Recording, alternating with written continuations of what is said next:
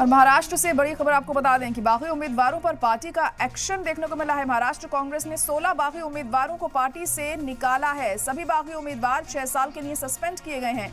नाना पटोले ने बागी उम्मीदवारों पर यह एक्शन लिया है। तो बड़ी और अहम खबर इस वक्त महाराष्ट्र कांग्रेस से आपको बता रहे हैं। जो बागी उम्मीदवार थे उन्हें पार्टी से सस्पेंड कर दिया गया है और ये बड़ा कदम यहाँ पर उठाया गया है। 16 बागी उम्मीदवारों को पार्टी से बाहर का रास्ता दिखाया गया। उम्मीदवार 6 साल के लिए हुए हैं सस्पेंड। नाना पटोले ने बागी उम्मीदवारों पर यह बड़ा एक्शन यहां पर लिया है। महाराष्ट्र में अब चुनाव नजदीक है और उसी के मद्देनजर हलचल भी लगातार जारी है सियासी। अब कांग्रेस ने अपने तमाम बागी उम्मीदवारों को पार्टी से निकाला है। 6 साल के लिए उन्हें सस्पेंड कर दिया है। 16 बागी उम्मीदवारों पर यह बड़ा एक्शन यहां पर लिया गया है। नाना पटोले ने बागी उम्मीदवारों पर यह एक्शन लिया है। तो सभी बागी उम्मीदवार 6 साल के लिए हुए हैं सस्पेंड।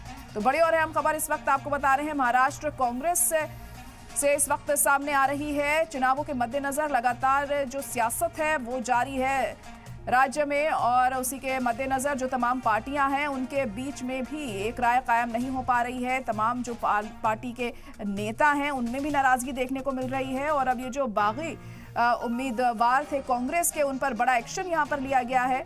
नाना पटोले ने ये बड़ा एक्शन लिया है और पार्टी से सस्पेंड किया है। 16 बागी उम्मीदवारों को सस्पेंड किया गया है पार्टी से। 6 साल के लिए है ये उनका सस्पेंशन। महाराष्ट्र कांग्रेस से इस वक्त की अहम खबर सामने आ रही है, जहां 16 उम्मीदवारों को निकाला गया है पार्टी से। सभी बागी उम्मीदवार 6 साल के लिए सस्पेंड हुए हैं। तो बड़ा एक्शन सामने आया है ये। अब इसको लेकर चुनावों पर कितना असर पड़ेगा, क्योंकि लगातार कांग्रेस खुद को मजबूती के साथ साबित करने में जुटी हुई है। महाविकास आघाड़ी सरकार बन पाती है इस बार या नहीं बन पाती है, ये देखने वाली बात होगी फिलहाल। लेकिन अहम खबर इस वक्त आपको बता रहे हैं कि फिलहाल 6 साल के लिए सस्पेंड हुए हैं सभी बागी उम्मीदवार।